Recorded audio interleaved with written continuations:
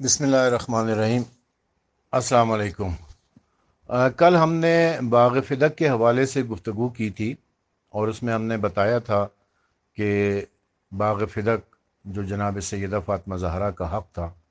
اور 4 سال تک جناب سیدہ فاطمہ زہرا کی کسٹڈی میں رہا ہے، جناب سیدہ کے ملازمین اس میں کام کرتے رہے ہیں، وہ حق ان سے چھین لیا گیا۔ اور باغ فدق رسول اکرم صلی اللہ علیہ وآلہ وسلم نے خود آپ کو ہبہ کیا تھا۔ جب سورہ بنی اسرائیل کی آیت نمبر 26 نازل ہوئی تھی، تو رسول اکرم نے سیدہ فاطمہ زہرا کو بلا کر باغ فدق ان کو دیا تھا،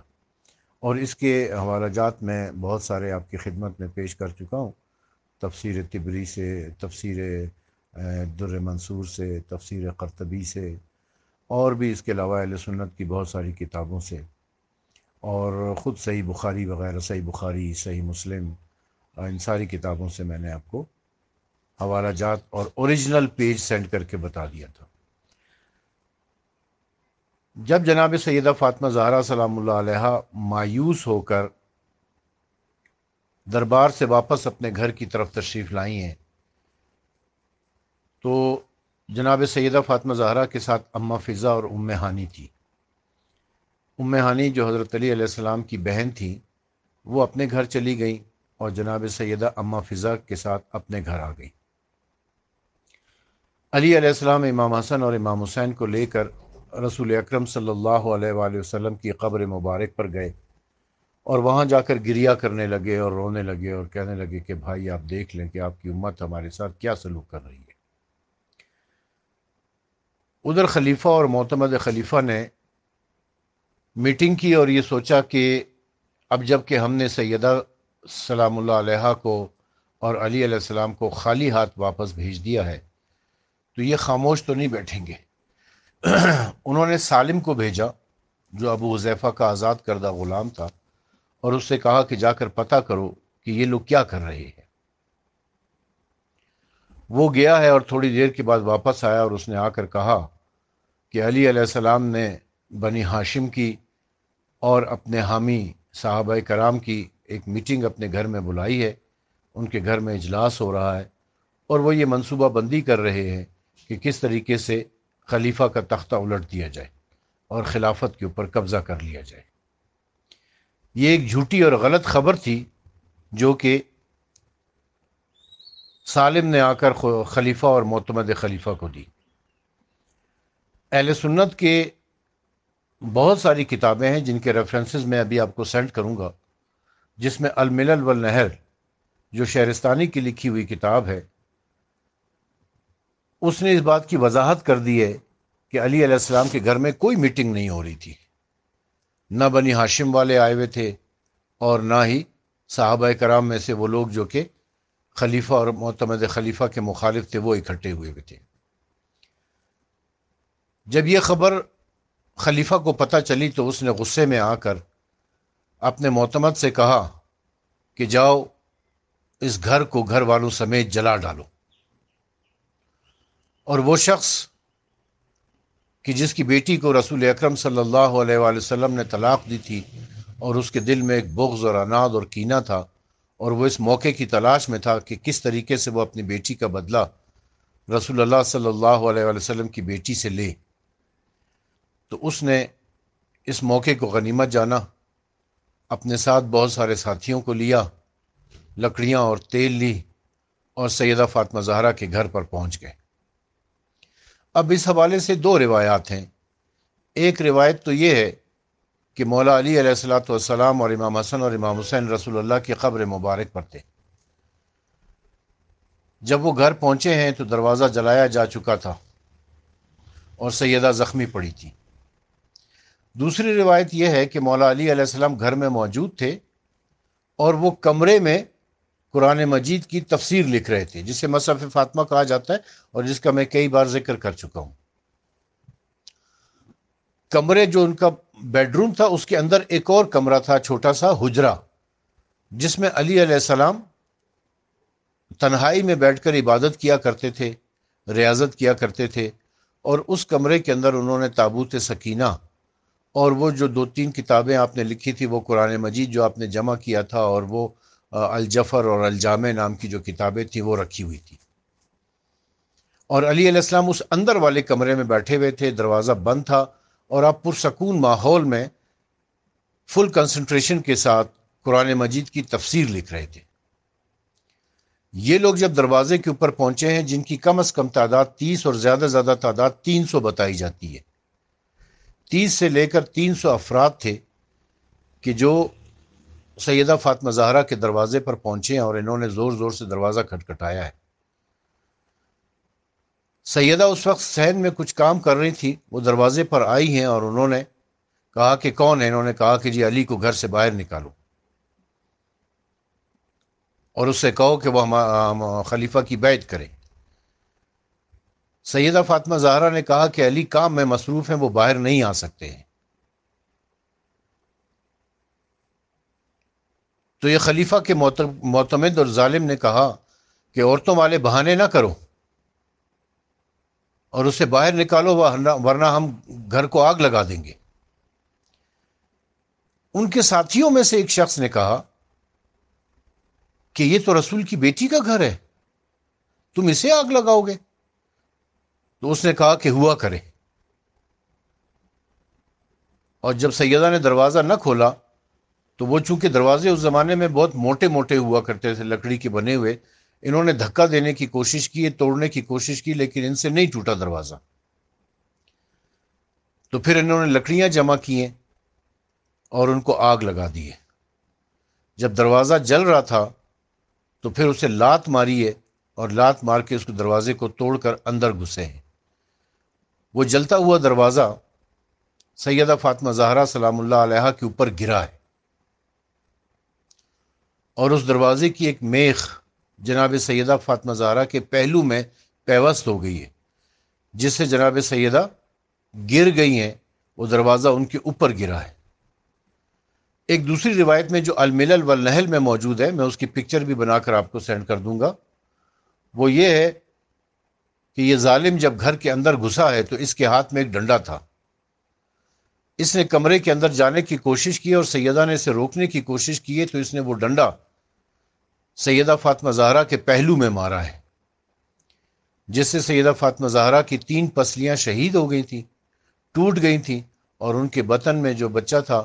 وہ شہید ہو گیا تھا، اور سیدہ فاطمہ زہرا گر گئی تھیں، اور یہ لوگ گھر کے اندر گھسے تھے۔ اماں فضا دوڑتی بھی آئی ہیں جناب سیدہ کو اٹھانے کے لیے۔ جب یہ شور گھر میں ہوا ہے تو علی علیہ السلام جو اندر کمرے میں بیٹھے ہوئے تھے، وہ یہ سمجھے ہیں کہ شاید یہ لوگ تابوت سکینہ پر قبضہ کرنے کے لیے آئے ہیں، کیونکہ ان کے پاس ان کی خلافت کی کوئی دلیل تو نہیں تھی۔ تو وہ یہ چاہتے تھے کہ تابوت سکینہ کے جس میں انبیاء کے تبرکات موجود تھے وہ قبضے میں لے لیں، تاکہ ہم یہ دعویٰ کر سکیں کہ دیکھو تابوت سکینہ ہمارے پاس ہے، لہٰذا ہم ہی خلافت کے صحیح حقدار ہیں۔ تو علی علیہ السلام نے سب سے پہلے تو اس تابوت سکینہ کو چھپایا اور پھر کمرے سے باہر نکلے۔ جب کمرے سے باہر نکلے تو دیکھا کہ سیدہ فاطمہ زہرا زخمی حالت میں گری ہوئی ہیں، اور یہ ظالم ڈنڈا ہاتھ میں لیے ہوئے گھر کے اندر کھڑا ہے۔ علی علیہ السلام تیزی سے آگے بڑھے اور اس کو نیفے سے اٹھایا اور زمین پر پٹخ دیا،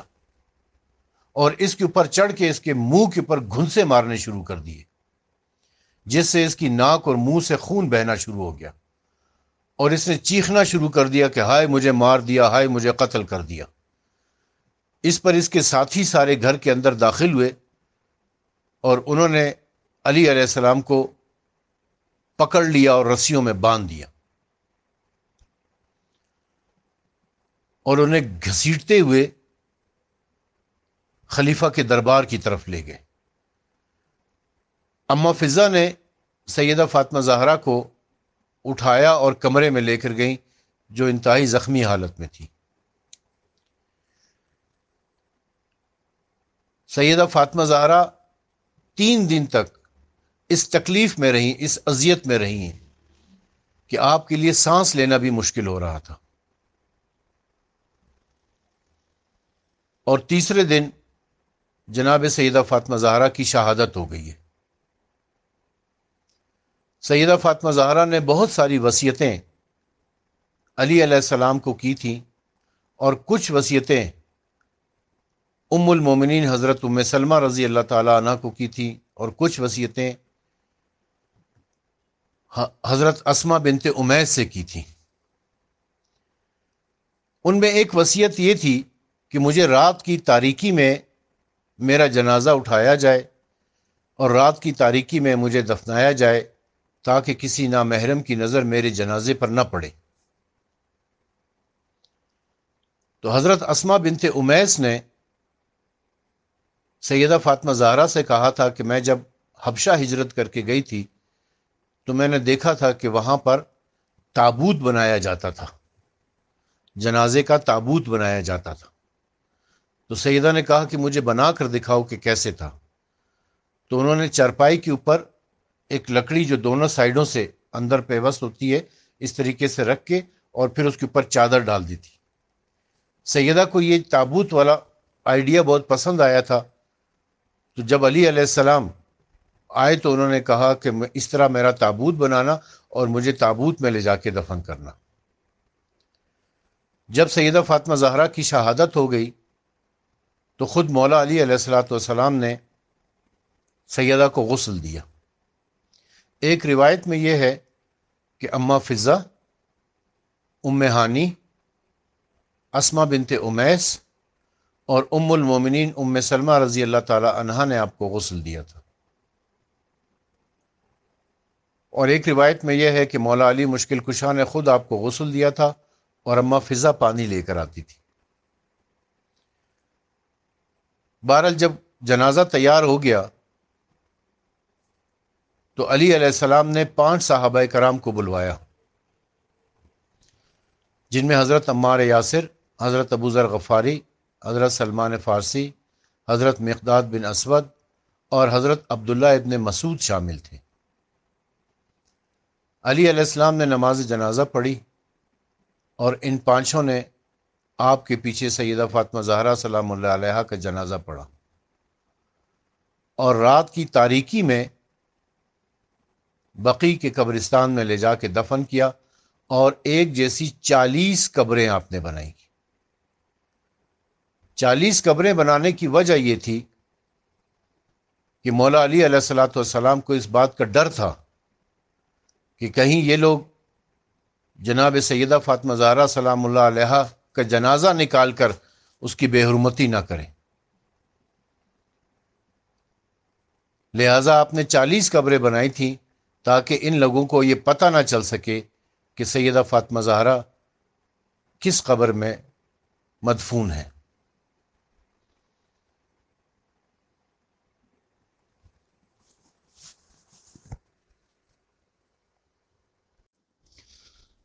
بعض لوگوں کی طرف سے یہ اعتراضات کیے جاتے ہیں کہ جی یہ واقعات جو ہے نا یہ صرف شیعہ کتابوں میں ہے، اور شیعہ کتابوں میں بھی صرف ایک کتاب ہے سلیم بن قیس الہلالی کی کتاب، اس میں یہ درج کیے گئے ہیں، اس کے علاوہ یہ کسی اور کتاب میں نہیں ملتے ہیں۔ میں اس غلط فہمی کو دور کرنا چاہتا ہوں، اور میں بتانا چاہتا ہوں کہ یہ واقعات جو ہے یہ اہل سنت کی متعدد کتابوں کے اندر موجود ہیں۔ مثلا الامامت والسیاست جو ابن قتیبہ دنوری کی کتاب ہے، اس کا میں پیج آپ کو سینڈ کر رہا ہوں، اصل اوریجنل پیج عربی زبان میں۔ اس کے علاوہ روضۃ المناظر جو شیخ محب الدین ابی ولید کی کتاب ہے، اس کا بھی میں اوریجنل پیج آپ کو سینڈ کر رہا ہوں عربی زبان کا۔ تاریخ ابو الفدا جو کہ عماد الدین ابو الفدا کی لکھی ہوئی کتاب ہے، یہ بھی اہل سنت عالم ہے، اور انہوں نے بھی اس کتاب میں یہ پورا واقعہ لکھا ہے کہ اس طریقے سے ہوا تھا۔ السقیفہ والفدق یہ بھی اہل سنت کی کتاب ہے، اس کے اندر بھی یہ چیز موجود ہے۔ العقد الفرید یہ بھی اہل سنت کی کتاب ہے، اور اس کے جو مصنف ہیں احمد بن محمد بن عبد الرب اندلسی، انہوں نے بھی اس واقعے کو لکھا ہے۔ اردو زبان کی بڑی مشہور کتاب ہے الفاروق جو علامہ شبلی نعمانی کی لکھی ہوئی ہے، اس کا بھی میں پیج آپ کو سینڈ کر رہا ہوں۔ وہ لکھتے ہیں کہ حضرت عمر نے حضرت فاطمہ سلام اللہ علیہ کے گھر کے دروازے پر کھڑے ہو کر کہا کہ یا بنت رسول اللہ خدا، یا بنت رسول اللہ، خدا کی قسم آپ سب سے زیادہ محبوب ہیں، تاہم اگر آپ کے یہاں لوگ اسی طرح مجمع کرتے رہے تو میں ان لوگوں کی وجہ سے گھر میں آگ لگا دوں گا۔ پھر لکھتے ہیں کہ اگرچہ سند کے اعتبار سے اس روایت پر ہم اپنا اعتبار ظاہر نہیں کر سکتے کیونکہ اس کے روایتہ کا حال ہمیں معلوم نہیں ہو سکا ہے، تاہم درایت کے اعتبار سے اس واقعے کے انکار کی کوئی وجہ نہیں۔ حضرت عمر کی تندی اور تیز مزاجی سے یہ حرکت کچھ بعید نہیں، یعنی وہ خود تسلیم کر رہے ہیں کہ روایت جیسی بھی ہو، راوی جیسا بھی ہو، لیکن حضرت عمر کی تندی اور تیز مزاجی اور سخت مزاجی سے یہ حرکت بالکل بعید ہے کہ انہوں نے یہ کچھ کیا ہوگا۔ پھر تاریخ یعقوبی، جو اسلام کے اوپر لکھی جانے والی سب سے پہلی تاریخ مانی جاتی ہے، اور اس میں اس کا ترجمہ بھی مولانا اختر فتح پوری نے کر رکھا ہے، نفیس اکیڈمی سے یہ شائع ہوئی بھی ہے، اور اس میں یہ لکھتے ہیں کہ حضرت ابو بکر اور حضرت عمر کو اطلاع ملی کہ انصار و مہاجرین کی ایک جماعت حضرت علی ابن ابی طالب کے ساتھ حضرت فاطمہ زہرا سلام اللہ علیہا دختر رسول کے گھر میں اکٹھی ہوئی ہے، تو وہ ایک جماعت کے ساتھ آئے اور انہوں نے گھر پر حملہ کر دیا، اور حضرت علی تلوار لیے باہر نکلے تو حضرت عمر آپ سے ملے، اور حضرت عمر سے اور آپ کے درمیان کشتی لڑی، اور آپ نے ان کو پچھاڑ دیا اور آپ کی تلوار ٹوٹ گئی اور لوگ گھر میں داخل ہو گئے، اور حضرت فاطمہ باہر نکلی اور کہنے لگیں کہ خدا کی قسم تم لوگ ضرور گھر سے باہر نکلو گے ورنہ میں اپنے بال کھول دوں گی۔ یہ گھر پر حملہ کرنا، میں یہ کہتا ہوں کہ چلو بالفرض مال ہم یہ مان بھی لیں کہ جی گھر کو انہوں نے جلایا نہیں تھا، آگ نہیں لگائی تھی، دھمکی تو دی تھی۔ دھمکی کا ذکر تو مصنف ابن شیبہ میں بھی ابن شیبہ نے کر رکھا ہے، صحیح روایت ہے، اس کے سارے راوی جو ہے ثقہ ہیں، بخاری اور مسلم کے راوی ہیں، وہ بھی میں آپ کی خدمت میں ابھی پیش کر دیتا ہوں، اس کو بھی آپ دیکھ سکتے ہیں۔ کیسے اس واقعے کا انکار کیا جا سکتا ہے؟ اور اس کے علاوہ تاریخ مسعودی میں جو مروج الذہب و معدن الجواہر کے نام سے ہے، اور اس تاریخ مسعودی کے علاوہ تاریخ طبری میں، اسد الغابہ میں، اور تاریخ ابن کثیر میں، اور بہت ساری البدایہ والنہایہ کے نام سے جو مشہور ہے، ان سب کے اندر یہ روایت موجود ہے کہ حضرت ابو بکر نے اپنے وفات کے بعد 3 حسرتوں کا ذکر کیا تھا کہ کاش یہ 3 کام میں نے نہ کیے ہوتے۔ اور وہ 3 کام کیا تھے؟ ان میں سے ایک تو یہ تھا کہ میری زندگی میں فاطمہ زہرا بنت رسول اللہ صلی اللہ علیہ وسلم کا دروازہ نہ توڑا گیا ہوتا، اور اس کے متعلق وہ علامہ مسعودی لکھتے ہیں کہ اس کے متعلق بہت سی مختلف روایات ہیں۔ اور دوسری خطا میری یہ ہے کہ میں نے فجار کو یا تو قتل کر دیا یا قطعاً معاف کر دیا۔ اور تیسری بات یہ ہے کہ یوم ثقیفہ کی ذمہ داری ایک ایسے شخص پر چھوڑ دی جو خود امیر اور میں اس کا نائب تھا۔ تو یہ جو مستند کتابیں اہل سنت کی تاریخ کی اور حدیث کی کتابیں ہیں، ان سب میں یہ بات درج ہے کہ خلیفہ کے معتمد نے خلیفہ کے کہنے پر اپنے ساتھیوں سمیت سیدہ فاطمہ زہرا کے گھر پر حملہ کیا تھا۔ میں ان سب کتابوں کی، اصل کتابوں کی پکچر بنا کر آپ کو سینڈ کر رہا ہوں تاکہ آپ لوگ اپنی آنکھوں سے پڑھ لیں اور دیکھ لیں کہ جو کچھ ہم کہہ رہے ہیں وہ صرف شیعہ کتابوں میں نہیں لکھا ہوا ہے۔ ہم شیعہ کتابوں کی بات ہی نہیں کرتے۔ الملل والنحل میرے سامنے موجود ہے، اور الملل والنحل میں جو شہرستانی کی کتاب ہے، انہوں نے بڑے واضح الفاظ میں لکھا ہے، میں اس کے الفاظ جو انہوں نے لکھے ہیں وہ پڑھ کر آپ کو سنا دیتا ہوں۔ وہ کہتے ہیں کہ حضرت عمر نے حضرت ابو بکر کی بیعت کے روز حضرت فاطمہ کے پیٹ پر مارا، جس سے ان کا حمل ساقط ہو گیا، اور حضرت عمر چلا چلا کر یہ کہہ رہے تھے کہ ان کے گھر کو گھر والوں سمیت جلا دو، حالانکہ اس وقت گھر میں حضرات علی، فاطمہ، حسن اور حسین کے سوا کوئی نہ تھا۔ اور یہ روایت جو ہے اس کا راوی نظام ہے، ہم اردو میں اس کو نظام پڑھتے ہیں لیکن وہ اصل لفظ نظام ہے۔ اور نظام کے بارے میں ابن حجر مکی نے سوائے کے محرقہ میں لکھا ہے کہ یہ اہل سنت کی عقیدہ رکھنے والا تھا. میں اس کے بھی پیج بنا کر آپ کو سینڈ کر دوں گا, وہ بھی آپ دیکھ لینا. تو یہ ساری روایتیں کس کس چیز کا انکار کیا جائے گا؟ یہ ساری مستند کتابیں ہیں, اہل سنت کی کتابیں ہیں. میں کسی شیعہ روایت کی بات نہیں کر رہا ہوں, کسی شیعہ کتاب کی بات نہیں کر رہا ہوں. سب اہل سنت کی کتابوں سے آپ کو یہ روایات میں نے پیش کی ہیں. آپ حق اور انصاف سے فیصلہ کریں کہ جو کچھ رسول اکرم صلی اللہ علیہ وآلہ وسلم کے بعد ان کی بیٹی کے ساتھ ہوا, یہ مسلمانوں کو پتہ ہونا چاہیے کہ ان کے جس رسول کا وہ کلمہ پڑھتے ہیں, اس رسول کی اکلوتی اور چہیتی بیٹی, جن کے احترام میں خود رسول اللہ کھڑے ہو جایا کرتے تھے اور اپنی چادر ان کے لیے بچھا دیا کرتے تھے, ان کے ساتھ رسول اللہ کے بعد کیا سلوک ہوا ہے, کس وجہ سے ان کی شہادت ہوئی ہے, کس طریقے سے انہیں دفن کیا گیا ہے. یہ ہر مسلمان کی ذمہ داری بنتی ہے کہ وہ اس چیز کو دیکھے.